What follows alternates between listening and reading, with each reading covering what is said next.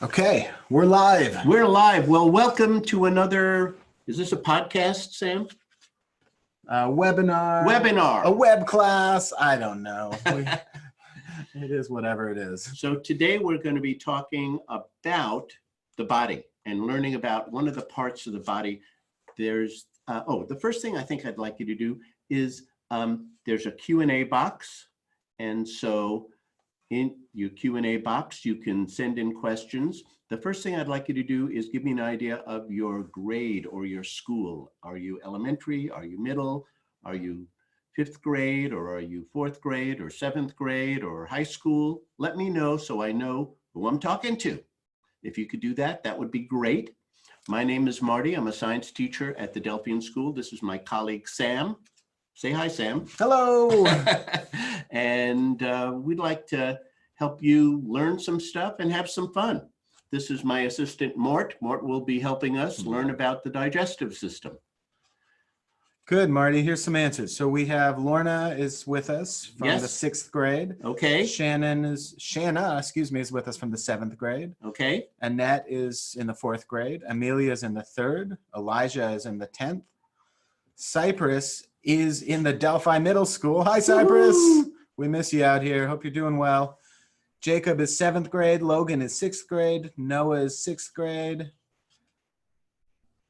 Okay, that gives me an idea. Thanks, Sam. Thanks, everybody. So what I'm going to be taking some of the information from is this little booklet from Heron Books. It's called All About the Body.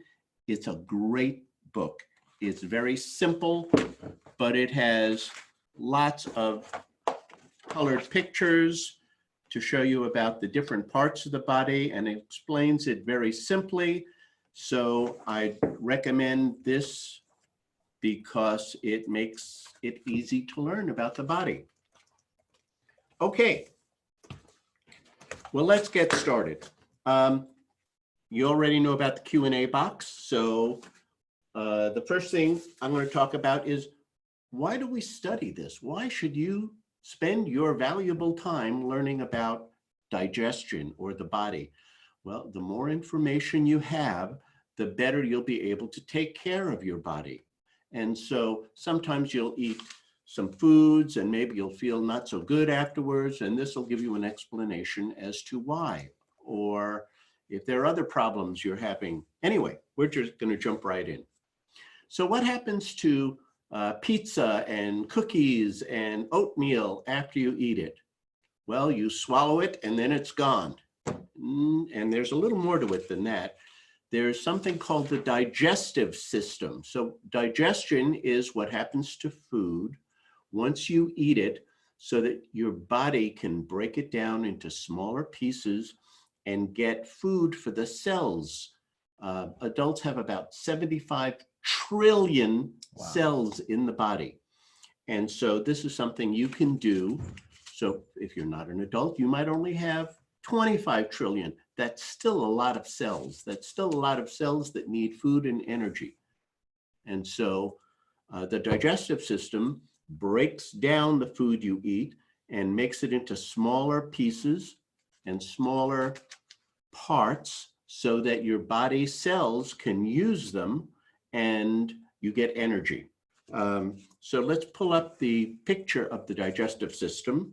Now, a system is just a group of different things that come together to form a whole.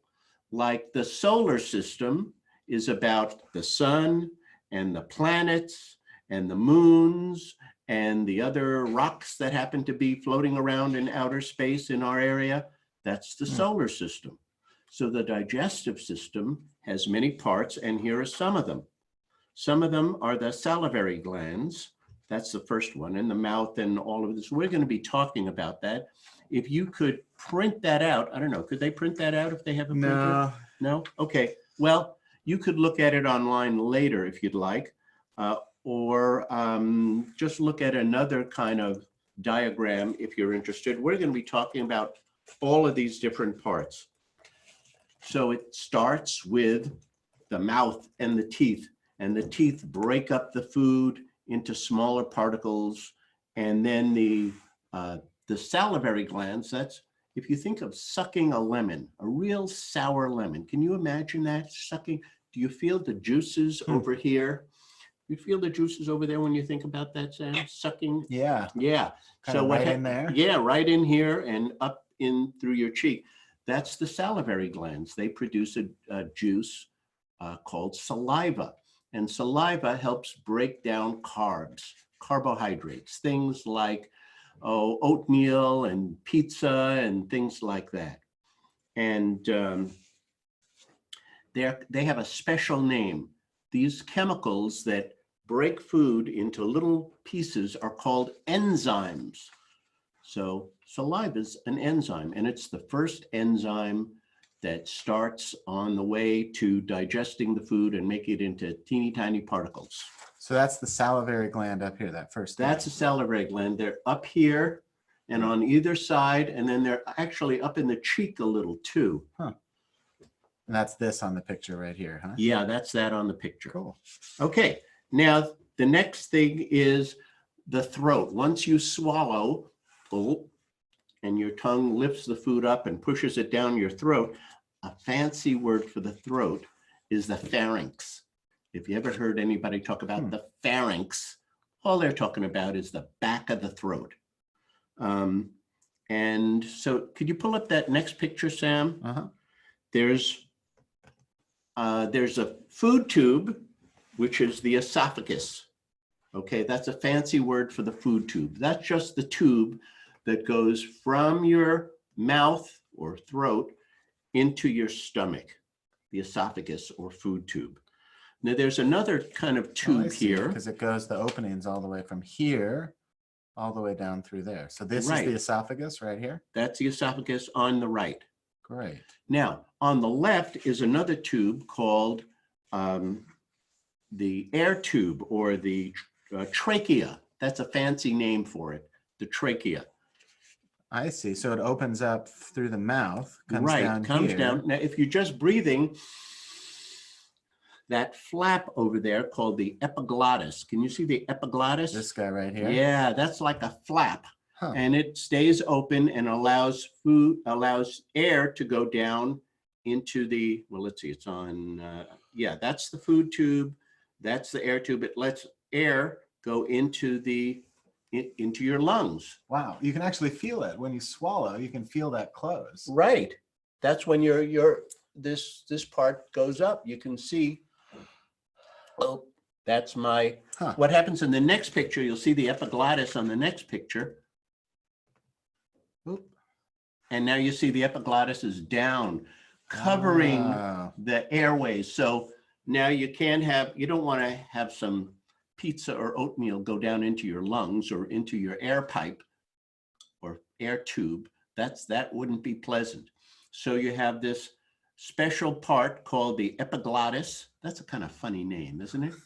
And it closes off the air tube and lets the food go down the food tube only. And then once you finish swallowing, it opens back up again and lets you breathe.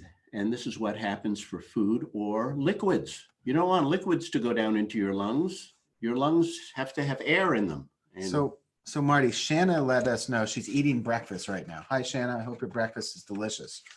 But that means her food, what she's actually doing scientifically, is she's putting food into her oral cavity. Into your oral cavity. And then pushing it down through her esophagus. That's correct. Into her stomach. I hope you enjoy pushing your food through your esophagus, Shanna. And then when you swallow, your epiglottis is covering your air tube or trachea so that the food goes down the food tube or esophagus into your stomach instead of into your lungs. So when we breathe in some water, or you ever get water down the wrong pipe? And you go so that means somehow you forgot to close the epiglottis. Forgot to close it. Yep. And the water went into the wrong pipe. Right. Or you only closed it a little bit. You didn't close it all the way. So Shannon, get that epiglottis closed while you're eating your breakfast. Don't forget. That's what normally happens when you eat. So the food goes down the right passageway. Okay, it's like a switch. Lorna says she has food going down the wrong tube. Uh-oh. Why? I don't know if we can answer that. Can we? Sometimes if you're laughing or something like that, it prevents you from swallowing, and food or air can go down the wrong tube. But it's like a switch, and it switches, you know, like on a railroad track. It switches to either this way where the food goes down into the stomach, or this way where hopefully air goes down into the lungs, but you don't want food going or water going into your lungs. Excellent. Okay. Good answer. Anything else in here? No, I'm going to answer a couple people's questions. You can keep going, I think. What thing do you want up? Not yet. We could talk about the stomach next. So here is my assistant who will be showing you these parts. So this is the salivary glands, the mouth and teeth, of course. Now this part is called the voice box. It doesn't really have to do with the digestive system, but since we're talking about the throat area, if you talk and you put your hand over your voice box, over your throat like this, you'll feel it vibrate. A fancy name for the voice box is the larynx, but you don't have to know that. That won't be on the test, okay? Just kidding, there's no test. Okay, so here's where the food comes down, and you can see it coming down here rather than here. This is going to the lungs. This is where the air should go, to either this lung or that lung. But this red over here is the food tube, the esophagus. And this first goes to this guy right here. So this is my, Mort, you don't mind I borrow this. This is a model of the stomach. Now the stomach has some chemicals in it that break down food. As a matter of fact, I have here a little bit of sausage, and it's in alcohol to preserve it. This is a little bit of sausage. See what that looks like? And now your stomach has this acid in it. And this acid, the name of the acid is hydrochloric acid. And the stomach, the glands in the stomach, produce this acid. And here's what happened to the same little bit of sausage. And it just broke it down into little pieces. And that's start of the digestion process for meat and protein. I don't know how well you guys could see that, but the water has turned dark, and there's very, very, very small pieces in it. No more large pieces. Yeah. You can tell it's just bit by bit breaking into smaller and smaller pieces from the acid. Is that right? Yeah. Right. And so there's little bits of fat in there where there's fat in the sausage. And so that all gets broken down into the stomach. Now, your stomach has this special lining in it because this acid could start eating away at your stomach, and you'd wind up with holes in your stomach because your stomach, your body is mostly protein, except for bones and that sort of thing. Your hair and your skin and your lungs and your kidneys and muscles are all protein. So you don't want that acid eating away. So your stomach has this lining on it that's full of mucus, and the mucus prevents the acid from going and eating away and making a hole in your stomach. Okay. The largest internal. Before you move on, should we do a couple questions? Let's do questions, a couple Sam. good ones. Sure. So, Shrishti wanted to know, she was looking at the epiglottis stuff, and she wanted to know what's happening physically when somebody's choking. When you're choking, what happens is you have this food tube, but if you take too big a bite of something, it could get stuck in the tube. And then, so if it gets stuck in the tube above the epiglottis, now you can't breathe, okay? And so someone can do the Heimlich maneuver to try and pop that out or something so that it opens up that channel. Remember, the channel starts like this, one tube, and then it breaks off into two. Well, if you get something stuck up here before it breaks off, you can't get air into your lungs, okay? And so that's what happens. So kind of like if you had a hose and a marble that was too big got into the hose, it's Right. just blocking the Right. flow of that air. Right. That's why it's Interesting. always a good idea to chew your food well before you swallow it, because then it's not going to be blocked, or to drink liquids with your meal. Because because the then- same hose goes to both tubes. So Right. if the top of that hose gets stuck, Exactly. both the air and the food hose will be blocked. Right. I get it. Okay, good question. All right. Now, somebody asked a really good question that I think you're probably going to answer as you go. So do you have that, the digested sausage? Yeah. So somebody asked, is this what comes out later as urine?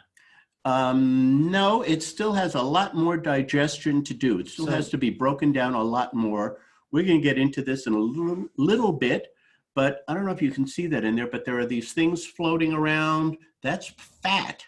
There's fat in the meat. And so that fat has to be broken down. Some of this liquid will be coming out of the body as urine, though, but not the parts that the body can use. The body is very efficient at taking nutrients, which are chemicals that the body needs for food, or energy, or building more cells and this sort of thing. The body is very efficient at taking all of that out of the food. Good. And then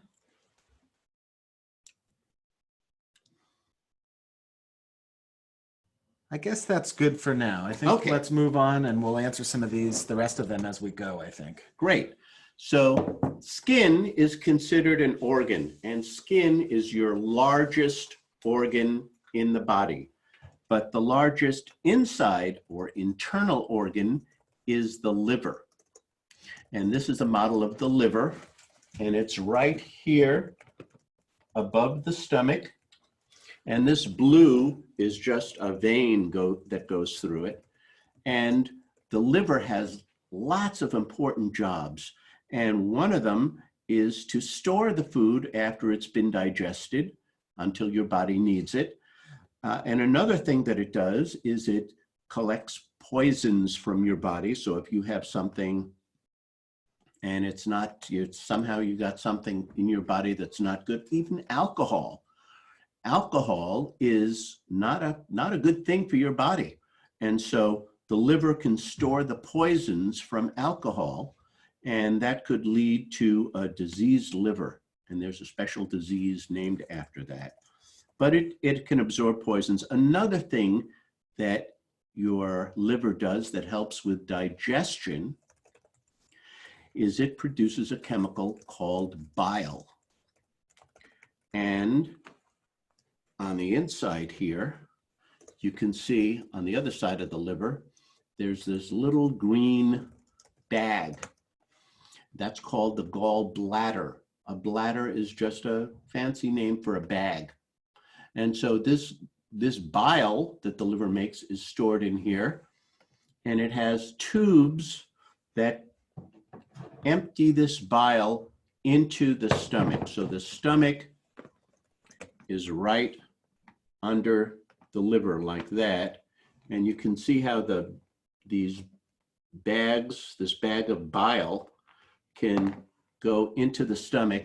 And what that does is it helps break up the fat into little tiny pieces that the body can absorb.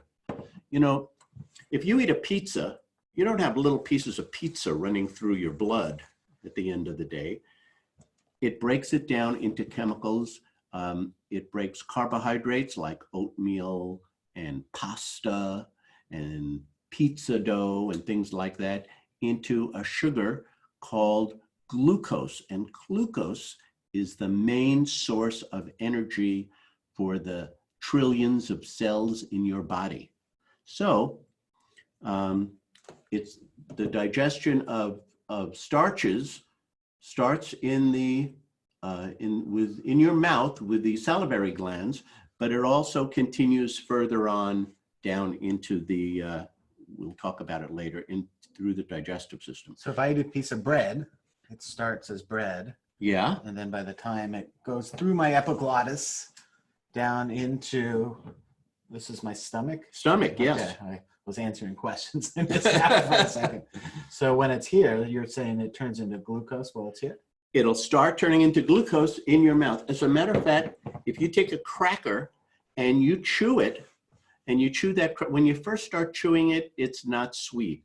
But after a while, it starts to taste sweet. Do you know why that is?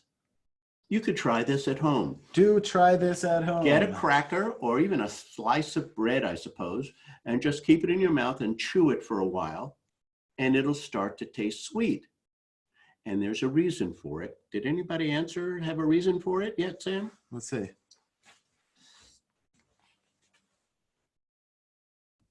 Nope. Nope. Okay, so here's what I'll tell you what happens.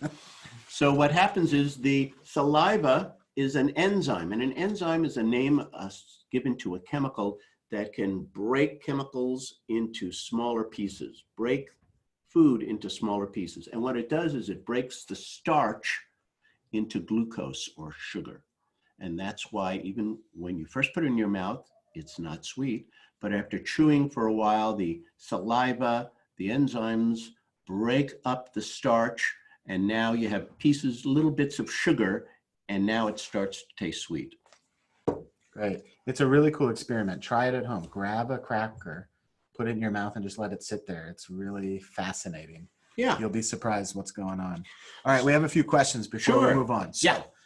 Isaiah asked what this word is. It's right here. It's Epigent. I don't know that word. Do you know that word? Show me the word. Right here. Epigent. I have no clue. Sorry, Isaiah, we don't know. It might be, we said epiglottis. Epiglottis. That's the tube in the throat.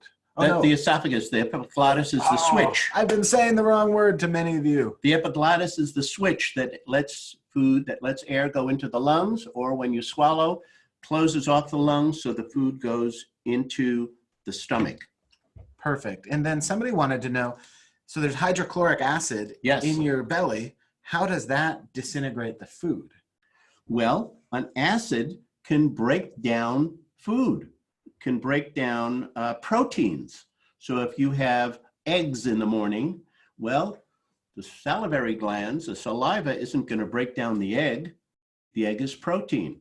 So it's the acid and the other enzymes. Remember, enzymes are special chemicals that the body produces that breaks things down. And that's what happens in the stomach. It breaks it up into smaller and smaller pieces. Perfect. And then somebody was looking at our model here, Mr. Mort, and was wondering if those are the actual colors of those organs and veins. Well, the liver is sort of this color, and the stomach is sort of this color, and I guess it pretty much is sort of these colors. Pretty much, yeah. Good. And then Milo wanted to know, so when you throw up, what's happening in that whole system? So there's a valve or a switch on top of the stomach, but sometimes if you're feeling sick or something like that, this valve just opens up, and your body can get this food along with all the acids and enzymes, and it tastes really terrible if you throw up, right? It's like, ugh. You want to wipe your mouth, rinse your mouth out, because that's the acids and these other enzymes that are in the stomach that come up, back the other way, up the food tube, and out the mouth. Perfect. And then Shrishti wanted to know, if you get fiber into your stomach, does your body digest the fiber? No, fiber doesn't digest, isn't digestible, but we're going to talk about that in a little bit. Excellent. We have so many questions. We're going to move on, but I'm going to save your questions for while we hit some of these different areas, and I'll bring them up as we go, okay? Great. So over here, I want to show you this guy over here. This is a very important organ in your body, and it's called the pancreas. And the pancreas does a couple of different things. One thing that it does is it makes this chemical that goes into your blood that helps your blood take in the sugar, the glucose, into your cells. Without that, if your body doesn't produce that or doesn't produce enough of it, that's a disease called diabetes. You might have heard about that disease. So that means that the pancreas isn't doing its job, or maybe the pancreas gets damaged. Sometimes people could have too much sugar in their diet, and it's like the pancreas is working so much to eat, to make this chemical that it gets exhausted, it gets tired, and it stops producing as much. And then you get your sugar is in the blood, and that's not good for your blood vessels. Anyway, the pancreas, one of the things the pancreas does is it makes this chemical called insulin that helps the body cells absorb sugar, which is the main source of energy for your body cells. It's not sugar like the sugar you sprinkle on your food. It's a different kind of sugar. There are lots of kinds of sugars. Okay, another important thing. So here we have acids, and the acids are helping digest the food. Well, do these acids then go through the rest of your body? And if they did, it would chew them up, because your body is protein. And that's what acids do. They chew up protein. So what happens right after the stomach that prevents these acids that your stomach produces from going into the rest of your body? Well, again, that's the job of the pancreas. The pancreas produces these chemicals that will change the acid. And so you might have learned about this process where you have an acid and a base, and they combine in chemistry, and that makes water and another type of chemical called a salt. Table salt is one type of salt. There's thousands of types of salts. So what happens is you have the acid from your stomach right here, and right next to it, you might be able to see, I'll just move this out of the way. You might be able to see it's sending out these chemicals into the part of the next tube, the next part of your food tube. And these chemicals will neutralize the acid, so you don't have acid going through the next part of your body. Really important. Okay, so the next thing we're going to talk about is this part over here. These little guys, well, you can see the beginning of it here. It looks like this, and then it goes into this part over here. Now this is some fat and some other kinds of tissues that cover it, but this is really the next part. It's these little squiggly kind of lines. They're about as thick as your thumb. And you wouldn't believe how many feet there are. In a grown-up, there are about 20 feet of this part of these tubes called the small intestines. And they're small not because it's 20 feet, but it's small because it's only about as wide as your thumb. And what happens in the small intestines is very important, is the parts that are broken up, the food that's broken up, get absorbed into the body. As you can see here, this is just showing you all of these different blood cells. Actually, it's all over. There's blood all through here, because this is where the body absorbs, or the blood absorbs or takes in all the digested food, all the energy, and it goes into the blood so that the blood can feed cells, or if you're not using energy right now, it could get stored in our old friend, the liver. So if we ate a piece of bread, it would go through our mouth, down the trachea. No, the trachea is the air tube, right? Right. So not through the trachea, through the epiglottis. No, through the esophagus. The epiglottis is that. Is the switch. The switch, all right. So through the esophagus into our stomach, and would make it here. And those little, by the time it got here, it'd be teeny, teeny pieces. Right, right? right. and the teeny pieces would get into the blood. Would go into the and go blood. all through the body from Right, the blood. exactly. Wow, cool. Now, there's a picture here that's funny. These things, the small intestines have these parts in them. If it was just a tube, it wouldn't have much of an area to absorb. Get ready to show that next picture, Sam. Great. There are these parts, little finger-like parts inside of the small intestines called the villi.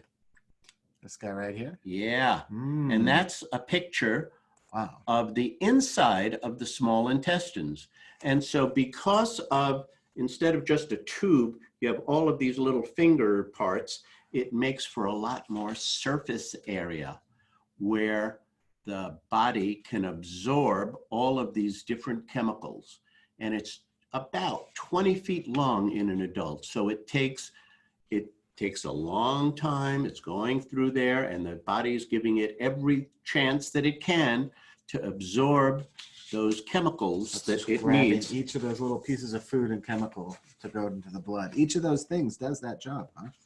Yes. Now, Wow, there must be millions inside the small intestine. there are. I have a fascinating fact, which I don't want to show you. I'll listen. The small intestine is about as wide as your finger and about 20 feet long. However, due to the surface area created by the villi, those little finger-like guys, the total surface area is about 2,700 square feet. Wow. That's larger than half of a professional basketball court. Wow. Just because you have all of these fingers in there, that's giving it a lot more surface area instead of a tube. All of these extra fingers give it more surface area so that the body can absorb so much of all of the good food and good stuff that you eat that the body can use for building new cells and for growing and for repairing the body and that sort of thing. Building muscles, that's all absorbed in the small intestines. Great. Well, we have a whole nother round of questions. Do you want to take a break for questions? Let's take some questions. Okay. So Mason wanted to know if the liver could be affected by other liquids and enzymes that originate from outside the body. It's quite a question. From outside the body. So if you have, if you ate some foods that had other enzymes in them, your liver could be affected. It could, if it's something that the body can't use, then the liver would absorb that and it might consider it a poison. So that could be one of the things it could do. Yes. Great answer. All right. Lorna said, doesn't bile come from the gallbladder? No, bile comes from the liver. The liver makes it, but it stores it right in the back here. Underneath the liver is this sac called the gallbladder, which stores the bile. But the bile is just a sac that holds onto it, and it's the liver that makes it.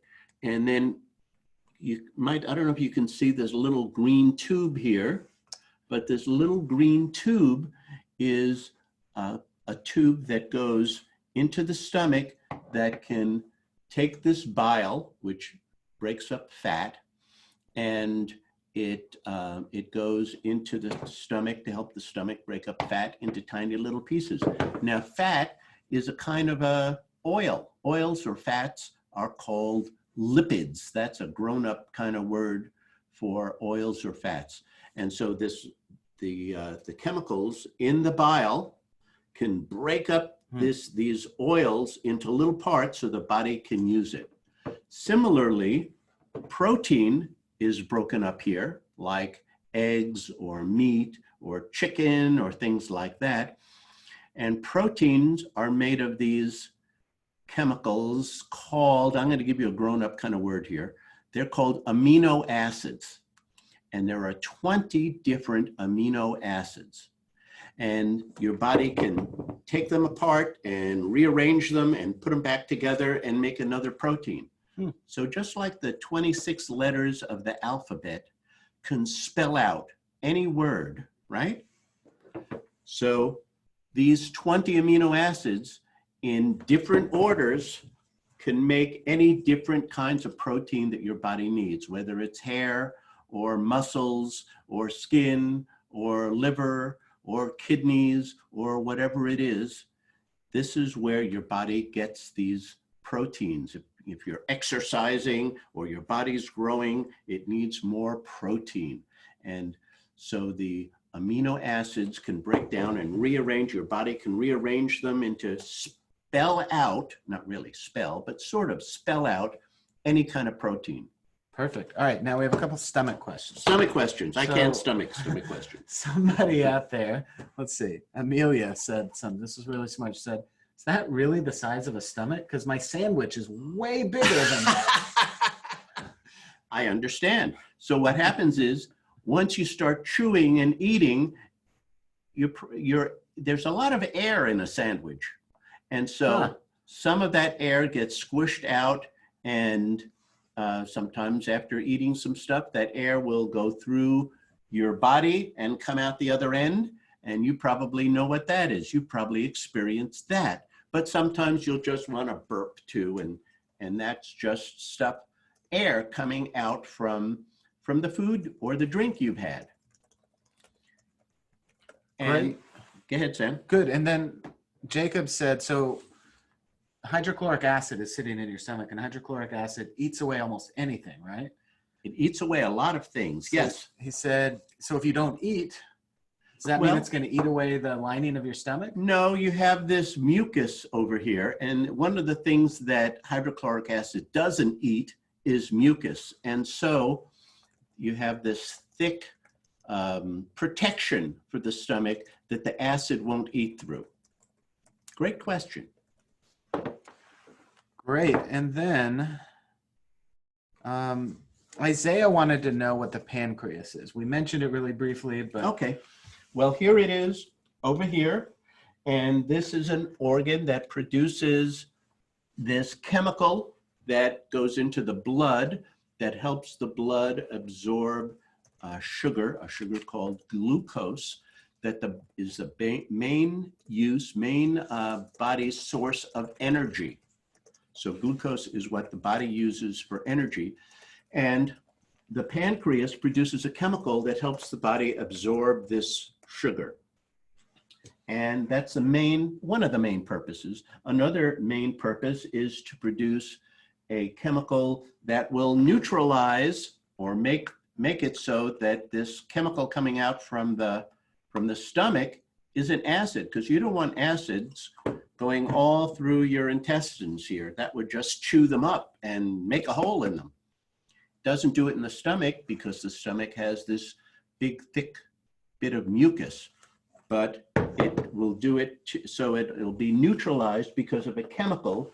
You see here, here's the stomach, and right here after the stomach is where the pancreas can put this other chemical so that it'll neutralize any acid, and when it goes through the small intestines, it doesn't chew it up. Perfect. Now, we have 5 minutes left. There's probably 35 more really great questions. Let's do what I think we should do. Yes. We haven't made it all the way through from the Well, we just going have, in to the bread going out. we just have one more part, and that is, So let's do that. okay, this big part here, you can see it maybe better from the outside. This is called the large intestine. So the small intestines ends about here. And then you have the large intestines that goes up, and the large intestines that goes across, and the large intestines that goes down. And there's this little squiggly part here. And this absorbs a lot of the water and a lot of the salts and other kinds of chemicals that the body put out, and it brings it back into the blood. So when it goes out the back door, it's not all liquidy and that sort of thing. And so that's what the small intestines does. And then it goes out the back door. That was the large intestine, right? Yeah, pardon me, the large intestines. Okay. Yeah, the small intestines absorbs the nutrients, and then the large intestines absorbs water and other salts. Great. And then it goes out, if the solids go out the back part. The back part, right. And the liquids that are left get filtered into urine. Is that Right. That's the job of the kidneys over here. See, any water, remember the blood starts absorbing these things and the blood goes to the kidneys. You can see here, I'll just move this out of the way. You can see there's blood going to the kidneys on either side here. And this absorbs any blood goes through there. It takes out any extra water. Otherwise, you'd blow up like a balloon. And so it takes any water that's extra and has it go down here into the bladder. And when your bladder gets full, you start hopping around and you have to go to the bathroom. Nice. So really quick summary. Let's see if I got this right. Let's see how I Okay. did. This is my test. All right. I drink a smoothie. Okay. It goes in. Yes. Goes down through the, darn it, I forgot the word already. Esophagus. The esophagus and into the stomach. Yes. The stomach breaks it into little pieces that can be absorbed. Sure. Is that right? Okay. Then it goes into the small intestine and that Right. pulls the food out and delivers the food part to the rest of the body. Right through the blood. And then the rest goes to the large intestine where it's filtered into the water's pulled out. Water's pulled out. And then it gets, what's left goes out the back door. Right. And then the water gets filtered out and that goes out the front. So we end up with energy going into the blood, water coming out as urine, and waste coming out as, what do we call that? Feces. Scientifically? Feces. Okay. So Okay. that's kind of the basics of it, but there's tons of chemistry. There's lots of way chemistry. more than that, right? That's right. Okay. Good. Well, I hope that helps. Let's see. We What have questions? Do we 2 have? minutes left. So Yeah. let's choose a few great questions. There are lots of great questions I can see. Thanks for participating. Somebody asked, why is one called the small intestine when it's 20 feet long, and why is the other one called the large intestine? Well, because if you look at the size of it, the small intestine is about this wide, and the large intestines is about this wide. So that's why. It just has to do with the width. This is about 20 feet long. The large intestines is about 5 feet long. Altogether, from the mouth to the back door where it empties stuff out, in a grown-up, it's about 30 feet. Great. Here's a great question. So Logan asked, is blood red or is it blue? Yeah, good question, because in a lot of places, diagrams, and even in my model mort here, it's blue. It's always red. Now, when it's full of oxygen, it's bright red.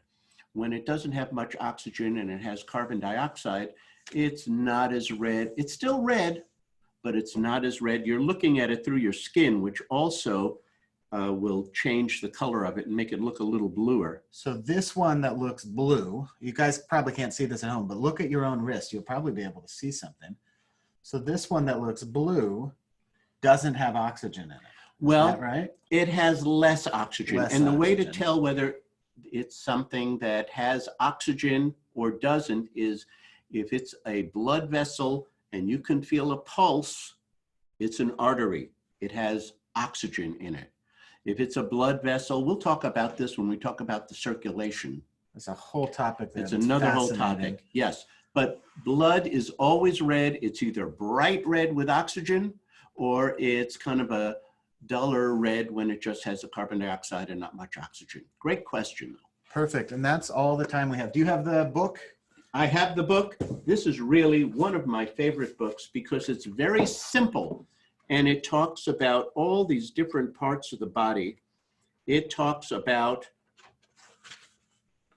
the cells of the skeletal system or the muscles, or it talks about breathing, or it talks about digestion, or it talks about the urinary system that we were just talking about, or it talks about the nervous system, how if I punch Sam, he feels it, or it talks about lots of different systems, but it's very easy to understand and there are great pictures in it. So I recommend this book if you don't have one or you would like to get one. It's All About the Body by Heron Books. You can get it at heronbooks.com. Sorry for a little commercial, But but already it's selling my books. I work for Heron Books. but it's a great book, and it's very simple, so elementary or certainly middle school could understand it. And part of what you want to know is all the stuff we went over today, it's all in here. And we actually sent you this, a free e-copy of it, so you can study this more because we want you to be able to learn. So just download it. If there's anything you missed today or you have any more questions, you can probably find the answer in here. Right. And that should help you out. If you have other questions, you can always email us. And then something great to know, I'm going to put this up on the screen because a lot of people aren't able to go to school right now. We at Heron Books are trying to help out. So we made all of our books available at 30% off. All of them come with a learning guide, so you can do a whole course at home. It's really nice and easy. That's up here. You just use promo code Delphian30 for 30% off. We hope it helps you. And if you ever have any questions, you can always email Marty or Sam. We're happy to help. I guess we should give you our email address sometime. Mine is ssilver@delphian.org. You can email me anytime. And ssilver at delphian.org? Delphian.org or heronbooks.com. Either one works. And mine is Marty S, MARTYS at delphian.org. Delphian.org. Okay, good. So anything we can help with, we're interested. We just want you to be able to learn while you're at home because it's important. we know You're important curious. to us. So one last thing, curiosity is the cure for boredom. Stay curious about how the world works because that's what science is. And have a great day. Thanks for joining us. That was really good, Sam.